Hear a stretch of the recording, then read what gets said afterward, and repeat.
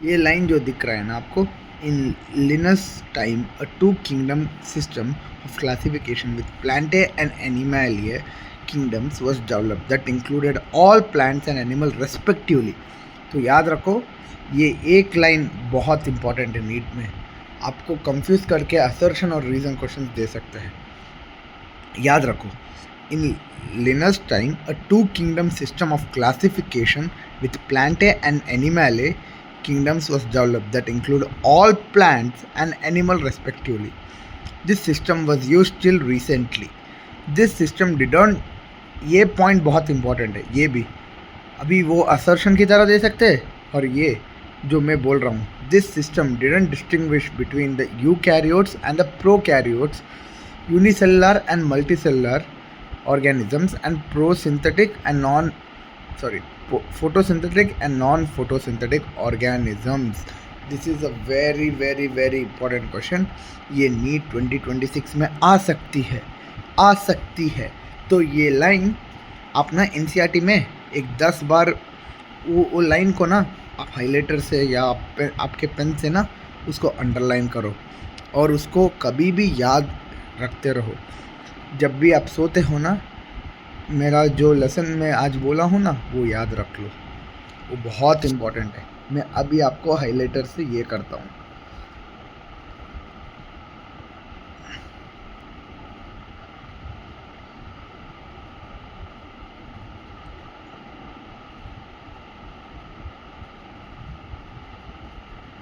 Okay, मैं किया हूँ, देखो। तो ये line to the power infinity बहुत इम्पोर्टेंट है। कितना? टू द पावर इन्फिनिटी से भी बहुत इम्पोर्टेंट है। ये नीचे वाला ना आप एक काम करो, ये जस्ट पढ़ लो। मैं बोल रहा हूँ, मेरे सजेशन है ये पढ़ लो, जस्ट लाइक आपको समझ में आएगा। पर ये जो लाइन है ना, ये बहुत इम्पोर्टेंट है, बहुत इम्पोर्टेंट है। अभी सेकंड पेज में जो आपको ये क्लासिफिकेशन दिख रही है ना, ये आप एक काम करो, आपका जो स्टडी टेबल है ना, उसमें एक A4 शीट लेके इसे बनाओ। ये बहुत बहुत बहुत बहुत बहुत बहुत बहुत बहुत बहुत बहुत बहुत इम्पोर्टेंट है। देख, मैं जब नीट लिखा हूँ ना, तो इससे क्वेश्चन आया था, तो मैंने बहुत गलती किया था। वो गलती आप मत करो, समझ में आया है? ये जो 5 किंगडम्स का क्लासिफिकेशन है ना, हमको क्या दिया था पता है? हमको ये न्यूक्लियर मेम्ब्रेन एब्सेंट था, मैंने, और ये सब में प्रेजेंट है। मैंने क्या किया, प्रोटेस्टा में एब्सेंट है बोल के मैंने मोनेरा में प्रेजेंट बोल के डाल दिया, और मेरा गलत हुआ, उससे एक रैंक जाती है। तो समझ लो, ये गलतियाँ नहीं करना है। ओके, आपको ये जो RH विटाकर 1969 ये है ना, आप एक काम कर लो, ये भी बहुत इम्पोर्टेंट है। मैं इसको नॉर्मली रफ से ये कर रहा हूँ। ओके, ओके, देखो, RH Whittaker proposed a 5 kingdom classification. The kingdoms defined by him were Monera, Protista, fungi, Plantae and Animalia. कब प्रपोज किया उसने? 1969 में। याद रख लो कि कब? 1969 में। आपको 69 के बारे में पता है, पर ऐसा नहीं बोल रहा हूँ कि जस्ट एक याद करने का ट्रिक है। विटाकर सोच ले, वो वाइन पी के आता है, वाइट कलर का वाइन पी के 1969 में जाता है। वो 1985 का सॉन्ग याद है, वाइट गाय 1985, ऐसा ही वाइट गाय, ये वाइट गाय है, विटाकर वाइट गाय, पर वो 1969 में वाइट गाय था। तो ऐसा याद रख लो। Proposed a 5 kingdom classification. The kingdom defined by him were named Monera, Protista, fungi, Plantae and Animalia. The main criteria for the classification used by him include cell structure, thallus organization, mode of nutrition, reproduction and phylogenetic relationship. अभी जो ये line था ना, ये भी to the power infinity में कर दो। ये बहुत इम्पोर्टेंट है। इसमें आपको ना असर्शन और रीज़न टाइप की क्वेश्चन की तरह पूछ सकते हैं। ओके, तो चलो शुरू करते हैं अभी। Let us look at the 5 kingdoms to understand the issues और consideration that influence the classification system. Earlier, classification system included bacteria, blue-green algae, fungi, mosses, ferns, gymnosperms, and angiosperms under plants. The character that unified this whole kingdom was that all organisms included had a cell wall in their cells. So, this placed together which widely differentiated in other characteristics. It brought together the prokaryotic bacteria, the blue-green algae with other groups that were eukaryote. It also grouped together the unicellular organism with multicellular organism. ये भी line बहुत important है। मैंने इधर भी बहुत गलतियाँ किया था मेरे मॉक टेस्ट में। बहुत इम्पोर्टेंट है क्योंकि ये जो लाइन है ना, इसमें ये ब्लू-ग्रीन algae किसको लाई थी? Chlamydomonas, Spirogyra were placed together under algae.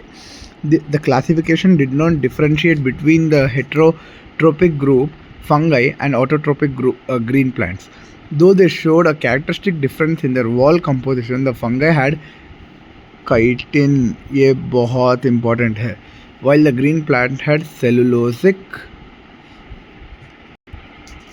wall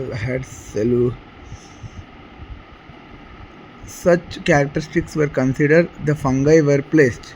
ये भी important है, याद रख लो। The kingdom fungi, all prokaryotics were grouped together as kingdom Monera.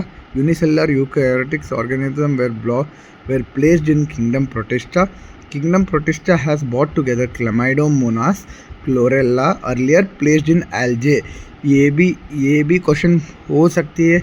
Like कैसे पूछ सकते हैं कि which of the following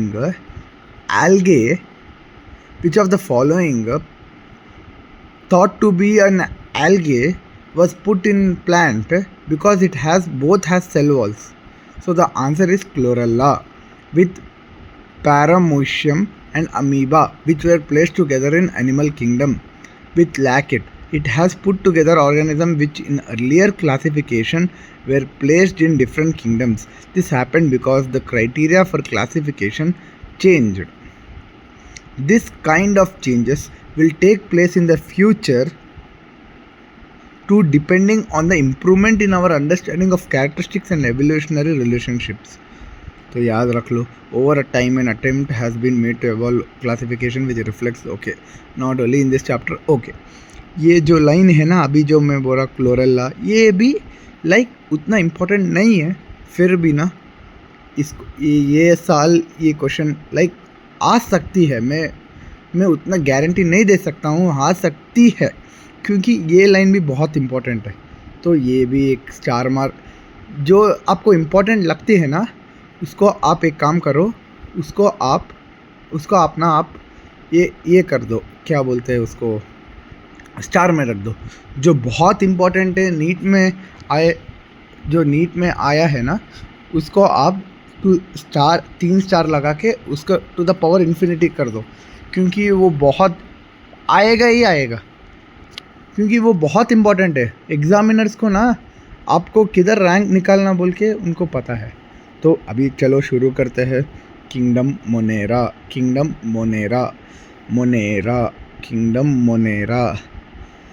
ये बहुत इम्पोर्टेंट है। ये हमारा MBBS में भी क्वेश्चंस आती है। अभी हमारे MBBS में ना ये कोकस के बारे में सेपरेट है, बैसिलस के बारे में सेपरेट है, विब्रियम के बारे में सेपरेट है, स्पाइरलम के बारे में सेपरेट है। तो चलो, bacteria are the sole members of kingdom Monera. These are abundant microorganism. Bacteria almost everywhere, hundreds of bacteria are present in a handful of soil. So they also live in extreme habitats such as hot springs, deserts, snow and deep oceans where very few other life forms can survive. Many of them live in other. Okay, अभी ये जो classification है ना, या ये भी बहुत important है। ये आपके बोर्ड एग्ज़ाम में और आपके नीट एग्ज़ाम में भी इम्पॉर्टेंट है, तो उसको एक स्टार मार्क रखो, इन्फिनिटी नहीं चाहिए, एक स्टार मार्क रख दो, बस है, काफ़ी है, काफ़ी। तो the bacterial structure is very simple, they are very complex in behavior compared to many organism. Bacteria as a group shows a okay, ये आप पढ़ लो. Some bacteria are autotrophic, they synthesize their own from the inorganic. Okay ये okay, ये पढ़ लो आप. ये सब कुछ मैं नहीं पढ़ पाऊँगा ना, तो ये पढ़ लो. इसको मैं राउंड डालता हूँ. अभी ये बहुत इंपॉर्टेंट है. What are archaebacteria and what are eubacteria. बहुत इम्पॉर्टेंट है, बहुत इम्पॉर्टेंट है. ध्यान से सुनो, फ़ोन मत देखो, ध्यान से सुनो, फोकस करो. आपका नीट आ रही है ना, तो मैं चाहता हूँ कि मैं ना एक मॉक कंडक्ट करना चाहता हूँ, लाइक संडे को. तो एक काम करता हूँ, आपको डीएम में ना एक लिंक देता हूँ. वो आप जस्ट एक 10 क्वेश्चन रहती है, एक चैप्टर का 10 क्वेश्चन रहती है. वो इधर नीट PYQ होगा या मेरे जो बनाया हुआ क्वेश्चन होगा. एक 10-20 क्वेश्चन रहेगा, जिसमें आपका स्किल देखूंगा. ये एंड ओनली फ्रॉम NCERT के लाइन से ही आएगा, किसी और से नहीं आएगा. चाहे वो केमिस्ट्री हो या फिज़िक्स हो या बायोलॉजी हो. एक 60 क्वेश्चन वाला एक क्वेश्चन पेपर बनाऊंगा.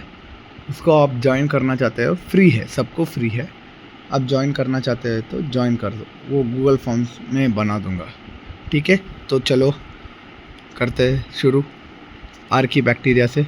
This bacteria are special since they live in some of the most harsh habitat such as extreme salt area. ये बहुत इम्पोर्टेंट पॉइंट है. ये बहुत इम्पोर्टेंट पॉइंट है, क्योंकि ये आज मेरा MBBS के इंटरनल्स में पूछा गया था. Hot springs, marshy areas. Archaebacteria differ from other bacteria in having a different cell wall, and this feature is responsible for the extreme conditions. ये बहुत important लाइन है, ये बहुत important लाइन है. बहुत आपको क्वेश्चंस ना ट्विस्ट कर सकता है वो, सोच लीजिए ऐसा है होगा. There is a bacteria which contains a cell wall, but it lives in extreme salty area, hot springs and marshy areas. But the cell wall is different, the structure of the cell wall is different, but there is a cell wall. What is the bacteria? Archaebacteria, bacteria और Vibrio bacteria. क्या है था answer? Archaebacteria. तो ऐसा Eubacteria. These are thousands of different Eubacteria or true bacteria. These are characterized by the presence of rigid cell wall and if motile a flagellum. The cyanobacteria. ये जो point है ना, ये नीट 2024 में पूछा गया है. कब? नीट 2024, 2022, 21 और 19. 24, 22 और 19 में भी पूछा गया था. लाइक हमारे मॉक में ना ये क्वेश्चन आता था, तो याद रख लो. Cyanobacterium, also referred to as blue-green algae, have chlorophyll A. It has chlorophyll A similar to green plants and are photosynthetic autotrophs.